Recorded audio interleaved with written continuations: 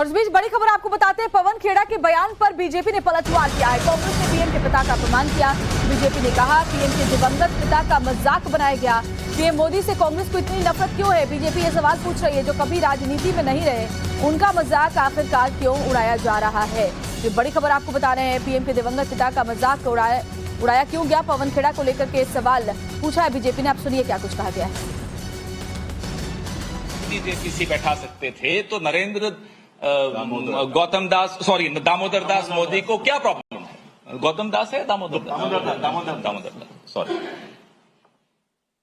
आपने सुना पवन खेड़ा जो प्रवक्ता है कांग्रेस के, दामोदर दास से काम गौतम दास That's true. जी बीजेपी बैठा सकते थे तो नरेंद्र दामोदर दास मोदी को क्या प्रॉब्लम है? गौतम दास है दामोदर दास सॉरी। तो सुना आपने किस तरीके से नफरत की जो इंतहा है प्रधानमंत्री नरेंद्र मोदी की कांग्रेस की, वो इस तरीके से बाहर आ रही है कि हंसते मुस्कुराते ठहाके लगाते पवन खेड़ा प्रधानमंत्री के पिता का नाम गलत बोलते हैं और फिर से वापस दोहराते हैं और एक व्यंग के अंदाज में उससे पूछते हैं कि नाम क्या है। रविकांत राय हमारे संवाददाता जो है वो दिल्ली से हमारे साथ जुड़े हैं। रविकांत, वाकई ये बहुत ही शर्मनाक है, बहुत ही बुरा है कि आप नफरत करते हैं देश के प्रधानमंत्री से, ये तो जग जाहिर है, लेकिन इस तरीके से उनके दिवंगत पिता का अपमान आप सरेआम कर रहे हैं। देखिए श्वेता, कभी कभी ऐसा होता है कि जानबूझकर कोई गलती प्रेस कॉन्फ्रेंस में हो जाती है, लेकिन गलती करने के बाद वहां पर पूछकर पवन खेड़ा हंस रहे हैं, जो इस बात का सबूत है कि इंटेंशनली उन्होंने जानबूझकर प्रधानमंत्री नरेंद्र मोदी के पिता का नाम जो है पूछा कि उनका नाम गौतम दास है या दामोदर दास। हर कोई जानता है कि प्रधानमंत्री नरेंद्र मोदी के पिता का क्या नाम है, लेकिन जो व्यक्ति अपने आप को डिफेंड करने के लिए इस दुनिया में नहीं है, कभी राजनीति से उसका कोई ताल्लुक नहीं रहा, उस व्यक्ति को लेकर इस तरीके की टिप्पणी करना भारतीय राजनीति में जो गिरावट है उसको साफ तौर पर दिखाती है। और इसी बात को लेकर भारतीय जनता पार्टी के जो नेता हैं वो ट्वीट कर रहे हैं कि कांग्रेस पार्टी किस हद तक गिरेगी कि प्रधानमंत्री नरेंद्र मोदी के जो दिवंगत पिता हैं अब उनका जो है अपमान किया जा रहा है। जो कभी राजनीति में नहीं रहे, उनका राजनीति से कोई लेना देना नहीं है। आप राजनीति कीजिए, लेकिन किसी व्यक्ति के मरे हुए पिता के ऊपर इस तरीके से हास्यास्पद टिप्पणी करना, उसका मजाक उड़ाना, उसका अपमान करना, ये भारतीय राजनीति की परंपरा नहीं रही है। और इसी को लेकर बीजेपी ने पलटवार करके पूछा है कि प्रधानमंत्री से नफरत करते करते कांग्रेस पार्टी किस हद तक गिरेगी। वाकई रविकांत, ये सवाल बहुत ही वाजिब है, क्योंकि देश का बच्चा जानता है कि प्रधानमंत्री का नाम क्या है।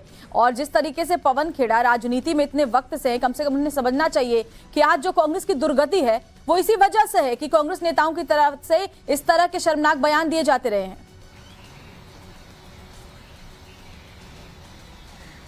देखिए, कांग्रेस पार्टी की आखिरकार झुंझलाहट किस बात को लेकर है? ये प्रेस कॉन्फ्रेंस जो है वो इसलिए बुलाई गई थी कि इन्फोर्समेंट डायरेक्टरेट के जो छापे हैं वो रायपुर में पड़ रहे हैं और वहां पर कांग्रेस पार्टी का राष्ट्रीय अधिवेशन होने वाला है। अब ऐसे में उनको ये लगता है कि ये जो कार्रवाई की जा रही है इन्फोर्समेंट डायरेक्टरेट के द्वारा, ये बदले की कार्रवाई है। और ये बदले की कार्रवाई, माफ कीजिए आपको रोक रही हूँ, बदले की कार्रवाई का आप आरोप लगाइए, जो भी आप ये सवाल पूछने सरकार से वो सवाल पूछिए ना, मगर ऐसी ओछी राजनीति तो मत करिए। रविकांत, एक बार फिर से सुनवाते हैं कि पवन खेड़ा ने कैसे मजाक उड़ाया, फिर आती हूँ आपके पास। बीजेपी बैठा सकते थे तो नरेंद्र दामोदर दास मोदी को क्या प्रॉब्लम है? गौतम दास है दामोदर दास सॉरी। नाम भले दामोदर दास है, काम गौतम दास का करते हैं। That's true.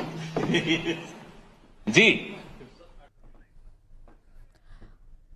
तो सुना आपने पवन खेड़ा कैसे मजाक करते हुए ठहाके लगाते हुए नजर आ रहे हैं। शहजाद पूनावाला हमारे साथ बीजेपी प्रवक्ता इस वक्त जुड़ गए हैं। शहजाद, बहुत ही शर्मनाक बात पवन खेड़ा ने कही है और वाकई अगर उनकी जुबान से बोलते ना कि कभी कभी जुबान फिसल जाती है, तो वो माना जाता तब अगर पवन खेड़ा इसकी बात ठहाके न लगाते, लेकिन ठहाके लगाकर उन्होंने साफ कर दिया कि जानबूझकर उन्होंने प्रधानमंत्री के दिवंगत पिता का अपमान किया है।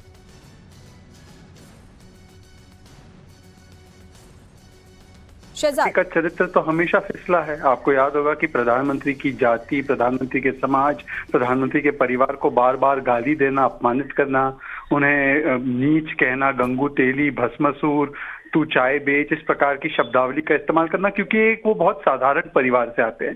तो इस वैमनस्य में, हेट्रेड में परिवार ने हमेशा उन कांग्रेसियों को, चाहे मणिशंकर हो या चाहे ऐसे लोग हो जिन्होंने गाली गलौज की है प्रधानमंत्री के खिलाफ, उनको रिवॉर्ड किया है।